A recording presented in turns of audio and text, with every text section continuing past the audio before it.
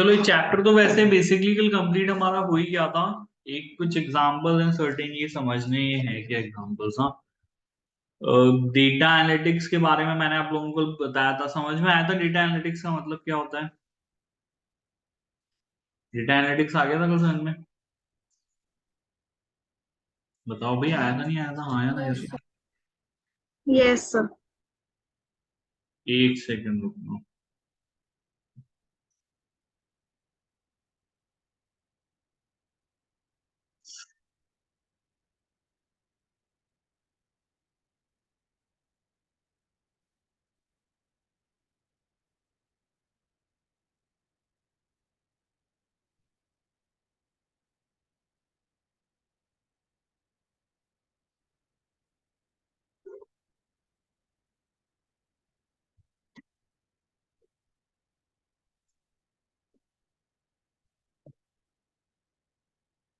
ठीक है, तो डेटा एनालिटिक्स के बारे में तो हमने कल समझ लिया था। और ये एक ऐसा सर्टेन एग्जांपल है, data analytics at the planning stage. ये इन्होंने इसकी हेडिंग दी है, मुझे नहीं पता क्या रीजन है इसकी हेडिंग देने का। चलो, इनका कहने का मतलब ये कि भाई जैसे हमने ऊपर पढ़ा कि भाई for creating understanding we need information, yes और नो। अंडरस्टैंडिंग क्रिएट करने के लिए तो इंफॉर्मेशन चाहिए। यस, आया ना? Yes sir. तो अंडरस्टैंडिंग क्रिएट करने के लिए तो इंफॉर्मेशन चाहिए। तो ऐसे ही ये एक सर्टेन कंपनी का इन्होंने एक एग्जांपल लिया है, और ये कहते हैं कि भाई अंडरस्टैंडिंग क्रिएट करने के लिए ऐसे ही इंफॉर्मेशन हमारे ऑडिटर को रिसीव होती है, that is in the form of data analytics. तो ऑडिटर को जो इंफॉर्मेशन रिसीव होती है, उस इंफॉर्मेशन पे वो डेटा एनालिटिक्स अप्लाई करेगा, और डेटा एनालिटिक्स अप्लाई करके जो है वो यूजफुल इंफॉर्मेशन अपने लिए निकाल लेगा। कहने का मतलब ये है भाई, क्लाइंट ने डेटा दिया, क्लाइंट ने आपको सूचनाएं दी, बहुत सारा डेटा था उसमें। उस इंफॉर्मेशन पे, उस डेटा पे मैंने डेटा एनालिटिक्स के अपनी जो टेक्निक थी, टेक्नोलॉजी थी, जैसे कंप्यूटर में एक्सेल था, उसको यूज कर लिया, तो उससे मैंने अपने काम की इंफॉर्मेशन निकाल लिया। उस काम की इंफॉर्मेशन का करेंगे क्या, होगा क्या, तो ये उन्होंने यहाँ पे समझाया है। उस चीज को लेकर के वो इंफॉर्मेशन मिली, और फिर उस इंफॉर्मेशन पे हम कौन से प्रोसीजर्स अप्लाई कर सकते हैं। प्रोसीजर्स का नाम क्या था? प्रोसीजर का नाम था एनालिटिकल प्रोसीजर्स, यही नाम था, यस और नो, है ना? Yes sir. एनालिटिकल प्रोसीजर्स में हम लोग क्या करते हैं, हम लोग रीजनेबल रिलेशनशिप जो है वो इंफॉर्मेशन पे अप्लाई करके, या उनके रीजनेबल रिलेशनशिप बना करके उसका कंक्लूजन ड्रॉ करते हैं। ये इन्होंने यहाँ पे बोला है। तो ये कहते हैं कि आज 1 जुलाई 2015 है, और ऑडिट प्लानिंग जो है वो करी जा रही है फॉर द ईयर एंडिंग 31 जुलाई 2015। अच्छा, इन्होंने वो थोड़ा सा चेंज कर दिया ना। जैसे हमारे इंडिया में होता है 30 मार्च होता है, अब इन्होंने ले लिया कि भाई जो साल है वो कब खत्म हो रहा है, वो 31 जुलाई 2015 को खत्म हो रहा है। कोई दिक्कत तो नहीं है खत्म होने से 31 जुलाई 2015 को? है भाई? नहीं है ना, कोई दिक्कत तो नहीं है, आया ना? समझ में आ गया कब खत्म हो रहा है, साल कब खत्म हो रहा है? ईयर एंडिंग 31 जुलाई 2000। तो फाइनेंशियल स्टेटमेंट कब बनेंगे इस कंपनी के, कब बनाए गए होंगे फाइनेंशियल स्टेटमेंट? ऑफ कोर्स ही बात है, एट द ईयर एंडिंग 31 जुलाई 2015, 31 जुलाई 2015 के एंड पे जो है वो फाइनेंशियल स्टेटमेंट बनाए गए होंगे। आगे भी बात समझ में सिंपल है, क्लियर है, यस और no? Yes sir. Yes sir. हाँ, तो इसमें इन्होंने बोला 1 जुलाई 2015, आज जो डेट पे हम लोग ये बात कर रहे हैं, जब ये क्वेश्चन हम लोग पढ़ रहे हैं, तो हम इसको 1 जुलाई 2015 कंसीडर कर लेते हैं। तो अभी तो साल अंत हुआ नहीं है, साल अभी अंत होना है, एंड होना है, बैलेंस शीट बननी है, और for the year ending is currently being performed and the final audit is due to take place. और फाइनल जो हमारी ऑडिट होगी, प्लानिंग प्लानिंग होकर के, वो अक्टूबर 2015 तक होगी। और now I have in hand the certain information, मेरे हाथों में ये इंफॉर्मेशन है। पहली जो इंफॉर्मेशन है प्रॉपर्टी प्लांट एंड इक्विपमेंट को लेकर के है। During your planning meeting with your client, आपको ये इन्फॉर्म किया गया है कि उन लोगों ने $10,000 प्रॉपर्टी प्लांट और इक्विपमेंट के अपग्रेड पर खर्च किए हैं। कितने खर्च किए हैं इन्होंने यहाँ पर? $10,000। तो ये $10,000। अच्छा, प्रॉपर्टी प्लांट और इक्विपमेंट का अपग्रेड अगर किया है तो इससे हमारे एसेट बढ़ने चाहिए या हमारे एक्सपेंसेस बढ़ने चाहिए? क्या बढ़ेंगे? क्या बढ़ेगा जल्दी बताओ। बैलेंस शीट में क्या आएगा इसका? Asset. एसेट हमारे बढ़ जाएंगे। क्लियर है? सबको समझ में आ गई बात यहाँ पे? यस और नो? आ गया? हाँ या ना, जल्दी बोलो भाई। सबको आ गया? Yes, sir. तो is it revenue expenditure, is it capital expenditure? किस तरीके का एक्सपेंडिचर है ये? Capital expenditure. हमारा कैपिटल है ना, $10,000 कैपिटल एक्सपेंडिचर किया है। फिर अच्छा, इन्वेंट्री के बारे में भी इन्होंने यहाँ पे ऐसे हमको कोई इन्फॉर्मेशन दी है। बोल रहे हैं स्प्रिंग समर सीजन, ये ना कपड़े बेचने वाली कोई कंपनी है, तो इनका कोई स्प्रिंग समर सीजन है 2015 का। ठीक है, तो इन्होंने स्प्रिंग समर सीजन के लिए सितंबर 2014 में जो है वो चीजें खरीद ली थी, अपने गुड्स खरीद लिए थे। जिन गुड्स की डिलीवरी नवंबर 2014 से जून 2015 तक हुई है, मतलब कि कुछ, मतलब जैसे मान लो मैंने आज ऑर्डर प्लेस कर दिया तो पूरा माल मुझे नवंबर में नहीं मिला, वो माल मुझे नवंबर में भी कुछ डिलीवर हुआ है, दिसंबर में भी हुआ है, जनवरी में भी हुआ है, तो ऐसे करके नवंबर से जून 2015 तक मेरे को डिलीवरी हुई है। जो माल मैंने खरीदा, जो गुड्स मैंने खरीदे 2014 सितंबर में थे, उनकी डिलीवरी मेरे को अगले जून 2015 तक हुई। आ गई बात समझ में? कोई दिक्कत इस बात से? हमें हमें कोई दिक्कत है क्या इस बात से? आ गई बात समझ में? Yes, sir. कि हमें तो Yes, वैसे sir. कोई दिक्कत नहीं है, बस बात समझ में आनी चाहिए अल्टीमेटली। तो खरीदा गया, गुड्स खरीदे गए सितंबर 2014 में, लेकिन इस गुड्स की डिलीवरी हमारे क्लाइंट को नवंबर 2014 से जून 2015 के बीच में हुई है। कंपनी कह रही, the company will discount any unsold inventory from the spring summer range in September 2015। Spring summer के कपड़े तो समर में बिकते हैं, सर्दियों में तो बिकेंगे नहीं कपड़े। बिकेंगे क्या सर्दियों में कपड़े? ये सोचो। Sir. No, sir. कंपनी कह रही कि भाई, अब जो कंपनी की अनसोल्ड इन्वेंट्री रह जाएगी, जो माल नहीं बिकेगा, उसको हम सितंबर 2015 के अंदर जो है वो डिस्काउंट में बेच देंगे। Inventory for the autumn winter 2015 was 50। और फिर जो ऑटम विंटर का जो आएगा, मतलब जो सर्दियां आने वाली हैं, सर्दियों के लिए इन लोगों ने जो गुड्स परचेज किए हैं वो मार्च 2015 में किए थे, जिसकी डिलीवरी मई 2015 में इनको जो है वो होगी। ठीक है, आगे समझ में? इन्वेंट्री का दो ही चीजें बताई हैं, वैसे ज्यादा कुछ बताया नहीं हमने। मतलब अभी तो क्वेश्चन हमने सॉल्व नहीं किया है, ये तो सिर्फ इन्फॉर्मेशन मैं आपको समझा रहा हूँ कि अच्छा ये इन्फॉर्मेशन इन लोगों ने हमको दी है। ये आगे इन्फॉर्मेशन समझ में आई आपको? Yes, sir. Yes, sir. तो ये इन्फॉर्मेशन, इसके अलावा the following visual information has been produced by the auditor data analytics software. तो उन्होंने जो इन्फॉर्मेशन दी उसको मैंने, इसको जो है मैंने जैसे चार्ट्स वगैरह और मैप्स वगैरह बना लिए। तो ये एक है रिपेयर्स एंड मेंटेनेंस को लेकर के, जो कह रहा है अगस्त में 200 रुपए खर्च हुए, सितंबर में 300 रुपए खर्च हुए रिपेयर्स पे, अक्टूबर में 200 रुपए हुए, नवंबर में 200 हुए, दिसंबर में 200 हुए। ठीक है। अच्छा, लेकिन जनवरी में ये कम हो गया है ना, एकदम से 150 रुपए ही खर्चा हुआ है। ठीक है, फरवरी में 100 रुपए ही खर्च हुए, मार्च में 50 रुपए ही खर्च हुए। दिख रहा है आपको यहाँ पर? यस और नो? ये एकदम से कम हो गया खर्चा यहाँ पर। ठीक है, अप्रैल में भी 100 रुपए खर्च हुए। फिर मई में वापस जो है हमारा जो खर्चा जितना यूजुअल होता था 200 रुपए खर्च हुआ है, और जून में वापस से कम हो गया। दिख रहा है ये? ठीक है, Yes, sir.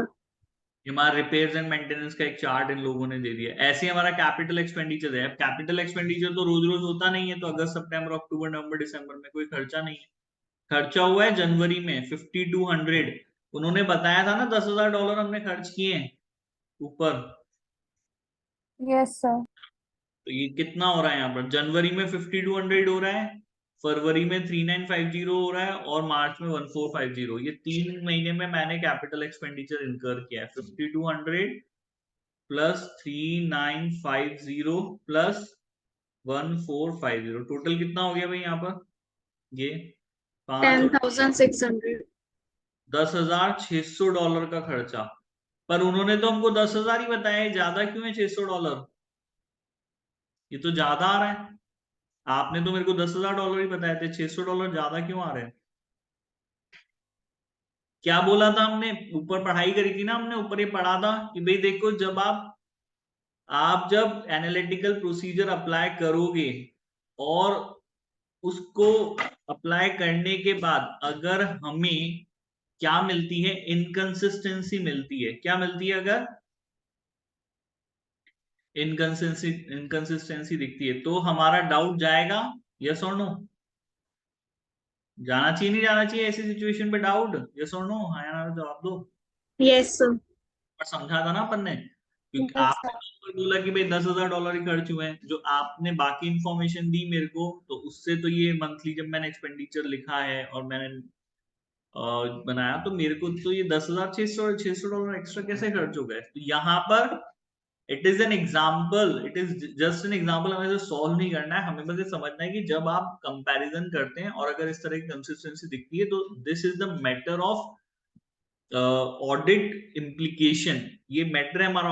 आपको इस जगह पर ध्यान देना पड़ेगा, भाई ऐसा क्या हुआ है कि ये फिगर्स मिसमैच हो रहे हैं। $600 छोटी मोटी बात नहीं होती, बड़ी बात होती है। इंडियन करेंसी में कितना हो जाता है $600, बता सकते हो? कितना हो जाता है $600? $1 कितने का है आज की डेट में? करीब 80 रुपए का तो होगा। 49,000। है ना? तो करीब करीब, हाँ, तो कम से कम 80-85 रुपए के मान लो कि डॉलर अगर है, तो $10 हो गए 800 रुपए के, है ना?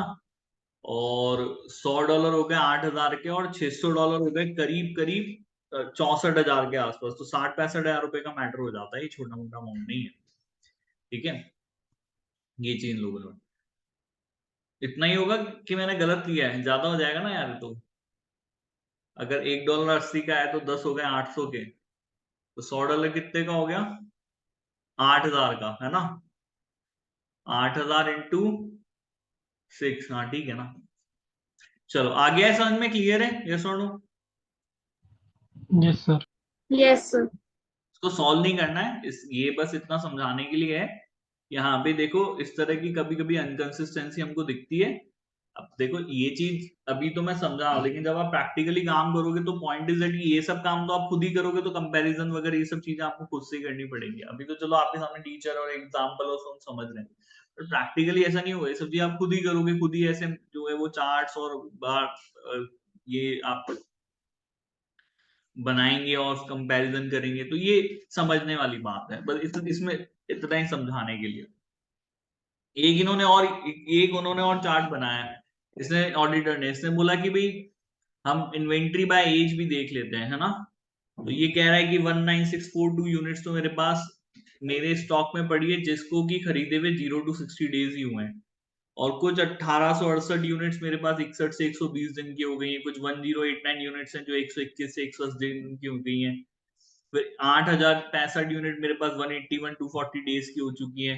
और कुछ मेरे पास 5,047 यूनिट्स हैं जो 365 डेज की हो चुकी है। ठीक है, तो अब इसका ऑडिट इम्प्लीकेशन क्या होगा भाई?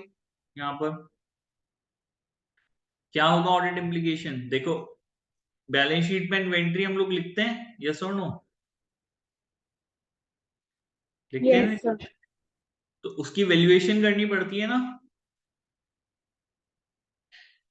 आया ना? Yes, sir.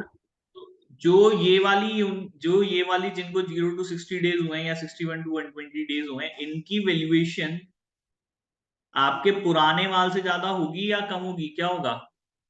आपके पास जो 365 दिन से पुराना माल पड़ा हुआ है, गुड्स पड़ी हुई है, इसकी वैल्यूएशन में कमी, फर्क होगा नहीं होगा? इसकी वैल्यूएशन हमारी इंफीरियर होगी, ऑफ कोर्स सी बात है।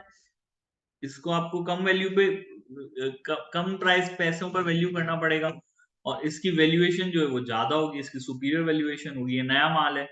यस और नो, हाँ या ना? अब आप इसको पुराने वाले को बेचने जाओगे मार्केट में तो उतना पैसा मिलेगा थोड़ी ना आपको, कम ही पैसा मिलेगा ना, जो चीज पुरानी हो गई है, हाँ या ना? Yes, sir. Yes, sir. तो ये इन्होंने ये समझा है कि क्योंकि इसका भी ऑडिट इम्प्लीकेशन है, तो ऑडिटर जब ऑडिट करेगा तो उसको देखना पड़ेगा कि भाई कहीं ऐसा तो नहीं है पुराने माल की जो वैल्यूएशन है वो उन्होंने गलत कर रखी है, या ऐसा तो नहीं है कि सारी की सारी यूनिट एक जैसी वैल्यू कर दी है। सब चीजें ध्यान देनी पड़ेंगी हमको, और क्या है, बस इतना ही ये समझाना चाहता हूँ, कुछ नहीं, है ना? ये उन्होंने बोला है।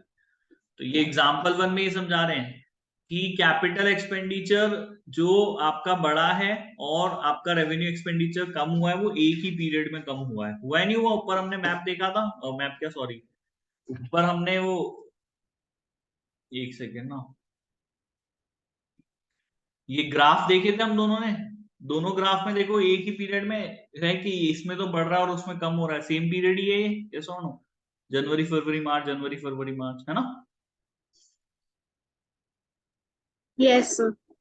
दिख रहा है, सबको दिख रहा है दोनों में ही। इसमें ऐसे देख लेते हैं ना, इसमें दोनों ही ग्राफ में आप नोटिस करेंगे तो जनवरी फरवरी मार्च में यहाँ एक्सपेंडिचर कम हुआ है और जनवरी फरवरी मार्च में यहाँ एक्सपेंडिचर बढ़ गया है।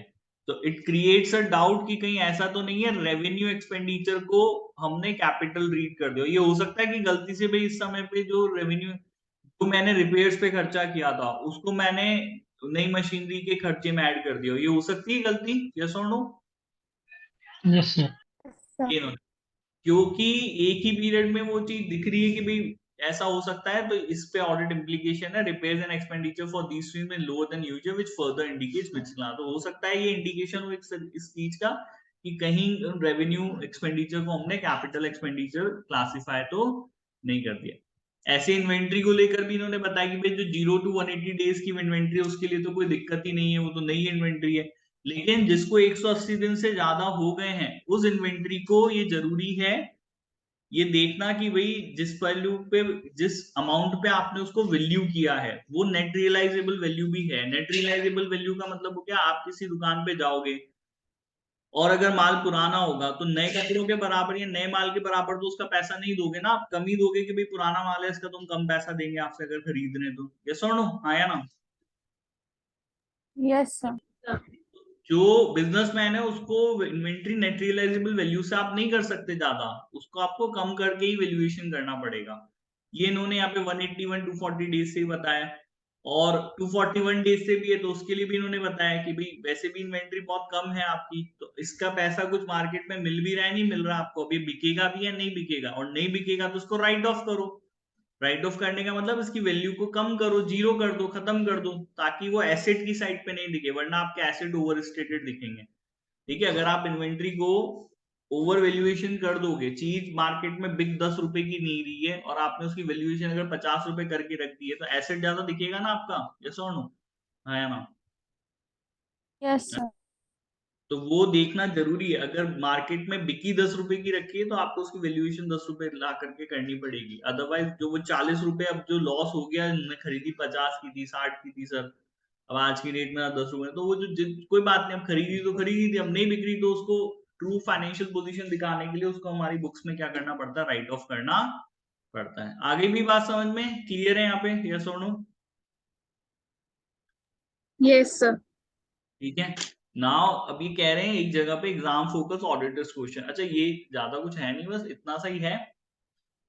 देखो हम ऑडिटर हैं और हम जब क्लाइंट के लिए, हमारे क्लाइंट के लिए काम करते हैं तो हो सकता है वो बिजनेस अच्छे से ना कर रहा हो, कोई बात नहीं, हमारा नजरिया उसके बिजनेस को देखने का क्या होना चाहिए, एज अ बिजनेस कंसल्टेंट होना चाहिए या एज अ ऑडिटर होना चाहिए? कैसे उसके बिजनेस को देखोगे आप, ये बताओ, ये बताओ, सोचो आप अपने क्लाइंट के बिजनेस को किस तरीके से देखेंगे, एज अ बिजनेस कंसल्टेंट देखोगे कि वो आपसे बिजनेस किस तरीके से चलाया जाता है वो सीखने आया है, तो आप उसे वो सिखाओगे, आप अपना ऑडिट का काम करोगे, क्या करोगे? Audit. ऑडिट का काम करेंगे ना, बिजनेस करना है कैसे है वो खुद जानता है, और अगर नहीं जानता है तो वो किसी बिजनेस कंसल्टेंट के पास जाकर के वो चीज सीखे। I will not become business consultant to him, ठीक है? तो मेरा पर्सपेक्टिव जो है उसके बिजनेस को देखना वो ऑडिट का पर्सपेक्टिव होना चाहिए, एक ऑडिटर का पर्सपेक्टिव, नजरिया, पर्सपेक्टिव मींस नजरिया, मेरा नजरिया एक ऑडिटर का होना चाहिए ना कि एक बिजनेस कंसल्टेंट का होना चाहिए। ये इन्होंने यहाँ पर छोटा सा मेरे को आप लोगों को समझाया है और ये बहुत सही बात है, ठीक है? क्योंकि अगर मैं उसका बिजनेस कंसल्टेंट बन जाऊंगा और मेरी कंसल्टेंसी के देने के बाद नुकसान हो गया तो ऑफ कोर्स ही वहां पर फिर ऑडिटर, जो ऊपर हमने रिस्क पढ़े थे ना, ऊपर अपन ने रिस्क का एक चैप्टर पढ़ा था, यस और नो, पढ़ा था, उसमें फिर रिस्क आ जाता है, आपके ही ओपिनियन से उसने अगर बिजनेस किया और अगर वो बिजनेस सही नहीं चला तो फिर वहां पे वो रिस्क है, हो सकता है कि आप सही ओपिनियन नहीं दे पाए ऑडिट कर दे। तो आपका पर्सपेक्टिव जो है वो ऑडिट होना चाहिए, मुझे इसकी ऑडिट करनी है, मुझे इसका बिजनेस चलाना नहीं है, ठीक है, ये आपको बताना है, ठीक है, ये इन्होंने बोला है। तो now there are certain examples. अच्छा, कस्टमर अगर से फॉर एग्जांपल ना, आपको अगर ये दिख रहा है कि मेरे क्लाइंट के कस्टमर स्ट्रगल कर रहे हैं जो है वो पैसा देने में, इसने गुड्स बेचा था कि अपने कस्टमर्स को इसने गुड्स बेचा, अब वो जिनको गुड्स बेचा अगर क्रेडिट पे बेचा है, और वो जिन लोगों को क्रेडिट पे बेचा है now they are struggling to pay, उनके पास पैसा नहीं है या डेप्ट जो है वो काफी समय से उन्होंने पैसा नहीं दिया है, तो मेरा जो है इस चीज को लेकर के पर्सपेक्टिव क्या होना चाहिए, मैं इसे किस तरीके से देखूं, ये बताइए। मैं मेरे क्लाइंट को क्या सलाह दूं? तो उसको सलाह तो क्या मेरा देना काम नहीं है, बट मुझे किस तरीके से देखना चाहिए, तो इन्होंने ये चीज एक्सप्लेन करी है। तो ये कहते हैं कि भाई मुझे ये देखना चाहिए कि कहीं कस्टमर्स जो स्ट्रगल कर रहे हैं उधार चुकाने में, उनकी वजह से क्या होना क्या चाहिए। अगर आपको दिख रहा है कि कस्टमर्स अगर स्ट्रगल कर रहे हैं, अपना उधार नहीं दे पा रहे हैं, तो आप प्रॉफिट्स कम करोगे बढ़ाओगे, क्या करोगे, ये बताओ, क्या करोगे, क्या ये बताइए।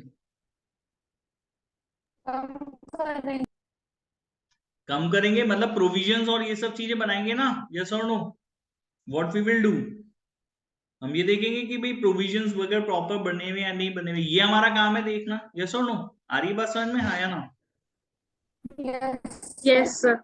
ठीक है, तो ये बता रहे हैं, ये इन्होंने बताया कि ऑडिट रिस्क आप कैसे इन्होंने एक्सप्लेन किया, तो आपका काम ये देखना है कि कहीं ऐसा तो नहीं है कि भाई रिसीवेबल्स जो डेटर्स उसने अपनी बुक्स में दिखाए हैं वो कहीं ओवर स्टेटेड तो नहीं है, और अगर वो रिकवरेबल हो गए, उनसे पैसा नहीं आ रहा है, तो क्या उनको राइट ऑफ किया गया है या नहीं किया, मतलब उनको बैड डेब्ट आपने किया है नहीं किया, ये चीज इन लोगों ने बताई है। क्लियरली समझ में आई बात यहाँ पे, यस और नो, हाँ या ना?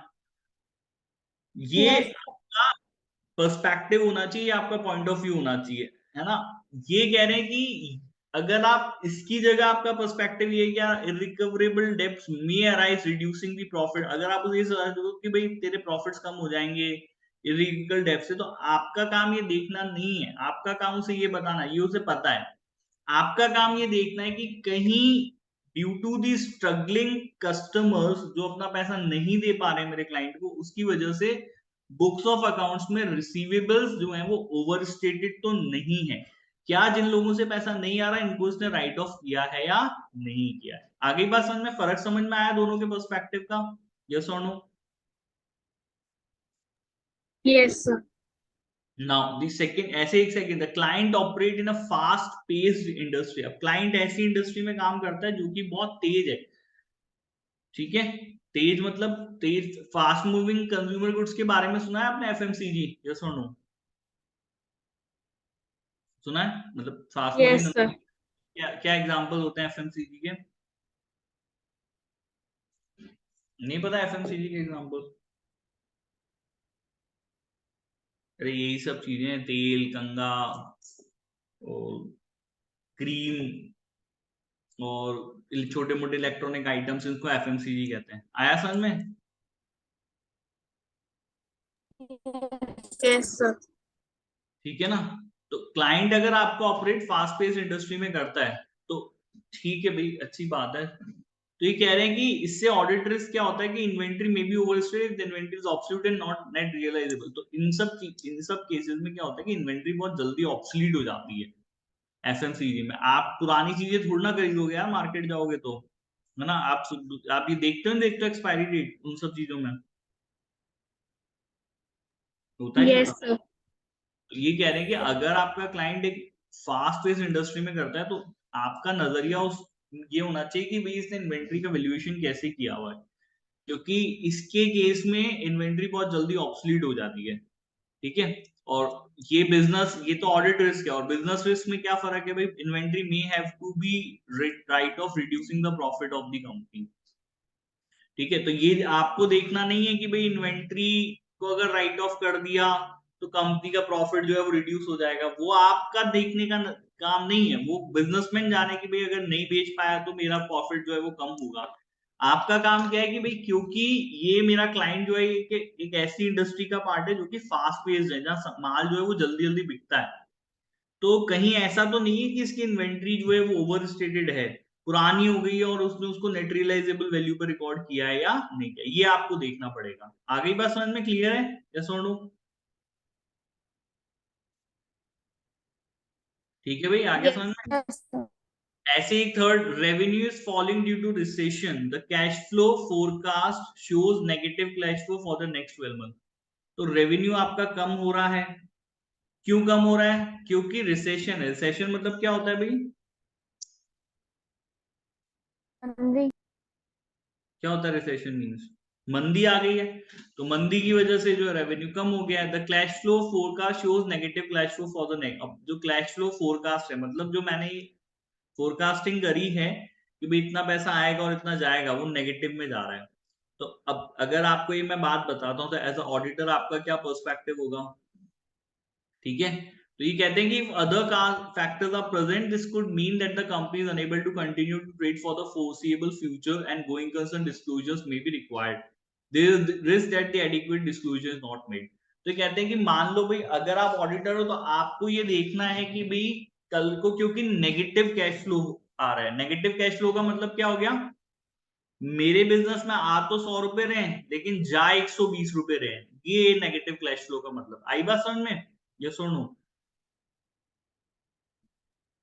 Yes, sir.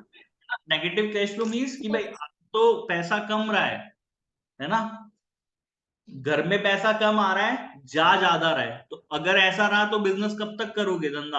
आप अपनी जेब से हमेशा थोड़ा ना पैसा लगाते रहोगे बिजनेस में, है ना। नेगेटिव कैश फ्लोज के टाइम पे आप काम ज्यादा दिन तक कर नहीं पाओगे। तो एज ऑडिटर बस यही मेरा विचार होना चाहिए कि भाई कि जो भी फाइनेंशियल स्टेटमेंट्स बनाए गए हैं या जो भी disclosure as per law required है, क्या इसने उसके अकॉर्डिंग डिस्क्लोज किया है कि भाई हो सकता है कि कल को मैं बिजनेस जो है ज्यादा टाइम तक कंटिन्यू नहीं कर पाऊं। ये बताना पड़ेगा ना कि भाई नेगेटिव कैश फ्लो हो सकता है 10-12 महीने तक, अगर नेगेटिव कैश फ्लो रहा तो मैं ये बिजनेस ज्यादा टाइम तक कंटिन्यू नहीं कर पाऊंगा। बताना पड़ेगा नहीं बताना पड़ेगा आपको?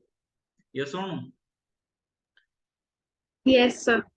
क्योंकि क्योंकि देखो आप ये डिस्क्लोज करोगे तभी लोग आपके बिजनेस में इन्वेस्ट करेंगे। आप बोलोगे नहीं भाई मैं बिजनेस कर सकता हूँ, ऑडिटर कर सकता है, तो फिर बात है लोग इन्वेस्ट कर सकते हैं। अब लेकिन अगर आप बोल दोगे कि भाई मैं जो है हो सकता है 10-12 महीने बाद इस बिजनेस को कंटिन्यू नहीं कर पाऊँ, तो लोग बाग आपके बिजनेस में इन्वेस्ट नहीं करें।